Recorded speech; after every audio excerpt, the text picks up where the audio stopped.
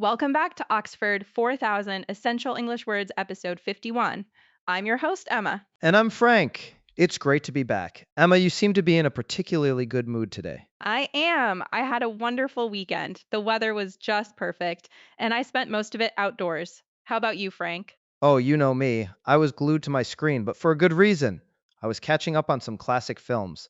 But now I'm ready to switch gears and learn some new words. So, what's on the menu for today? An interesting mix, actually. Today, we're going to cover counsel, violence, email, slice, pleasant, patch, unexpected, frame, structure, and weep.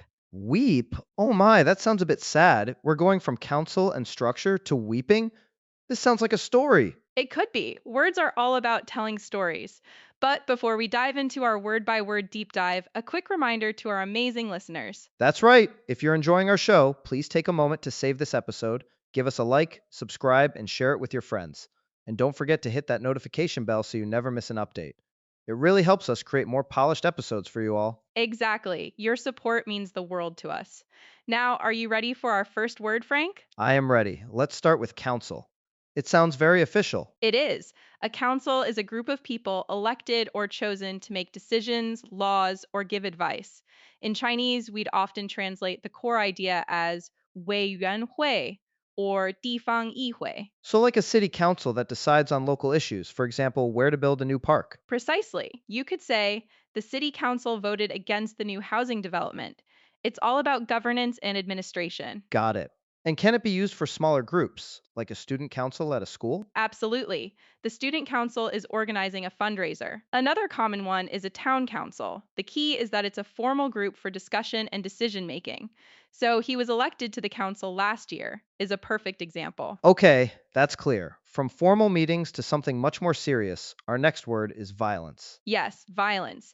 It refers to behavior involving physical force intended to hurt, damage, or kill someone or something. The Chinese term is 暴力. It's a very strong word. We hear it a lot in the news, unfortunately. The police are concerned about the recent rise in gang violence. That's a very typical and fitting example. It can also be used more broadly. For example, the film was so full of violence that I had to walk out. Here, it's not one specific act, but the general theme. So it can be a general concept. Can you have violence against objects, not just people? Yes, you can. An act of vandalism could be described as an act of violence against property. The important part is the intention to cause damage. Speaking of which, you'd probably report something like that, perhaps by sending an email. Ah, a smooth transition. Our next word is email. I think I send about 100 of these a day. I believe it. An email is a message sent from one computer user to another across a network. In Chinese, it's 电子邮件. I think this one is familiar to almost everyone. Definitely. I'll send you an email with the details. Or, did you get the email I sent this morning? It's pretty straightforward. Is there anything tricky about it? Not really, but we often use it as a verb too. For instance, could you email me the report? Instead of could you send me an email of the report? Right, to email someone. I'll email you the photos from the party. Easy enough. After all that work sending emails, I think I deserve a treat. Maybe a slice of cake? A slice? Perfect segue, Frank.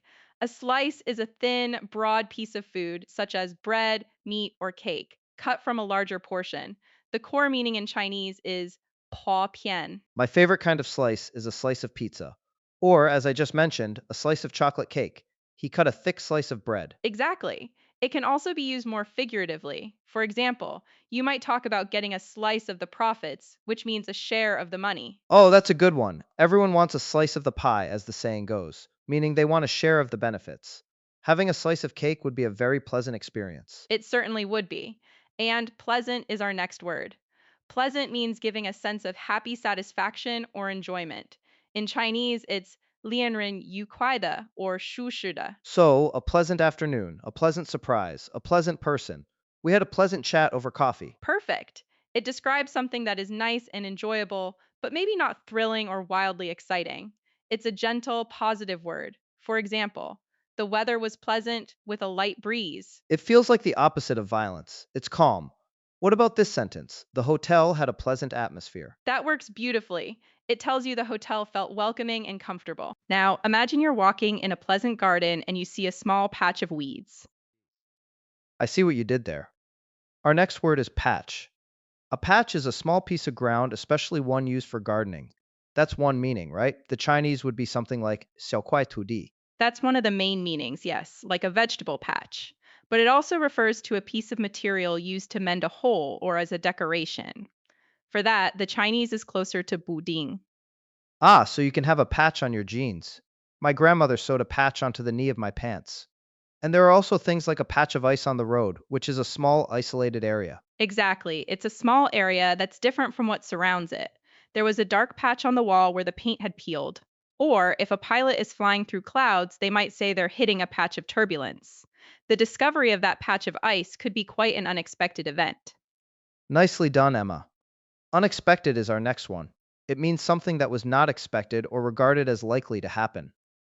The Chinese is 意想不到的. Right, the announcement was completely unexpected. It conveys a sense of surprise. The outcome can be good or bad. An unexpected gift is great. An unexpected bill is not. I can relate to the second one. How about this? We took an unexpected turn and got lost, or her visit was a lovely, unexpected surprise. Both are perfect examples. It's a very useful adjective.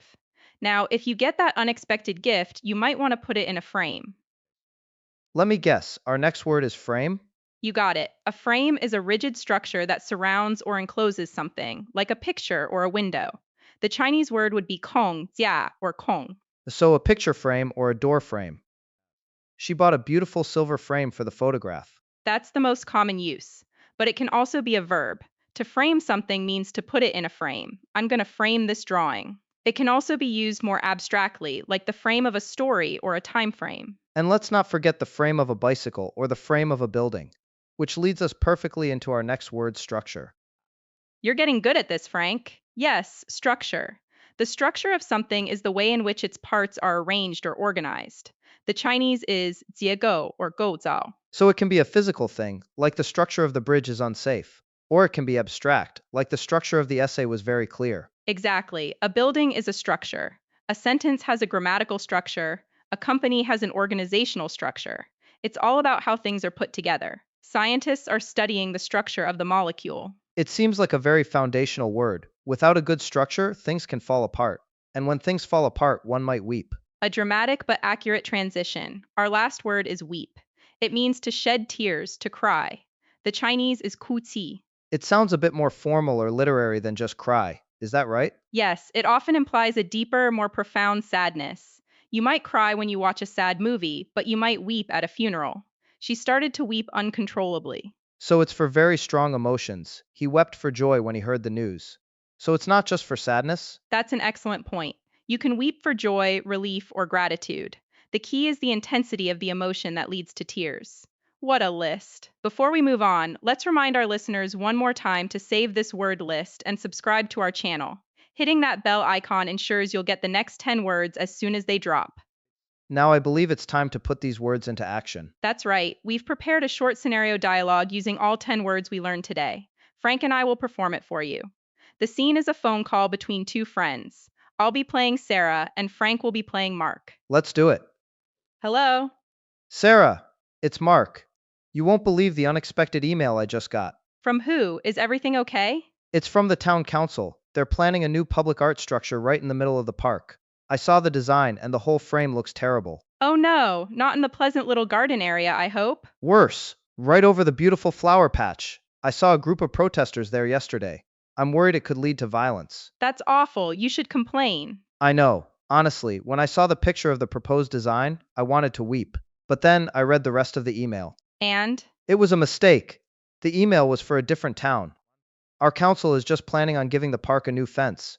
I felt so relieved, I went out and had a celebratory slice of cake. Wow, what a roller coaster of emotions. Tell me about it. That was fun. We managed to use all our words unexpected, email, council, structure, frame, pleasant, patch, violence, weep, and slice. I think it really shows how you can weave these different words together into a single story.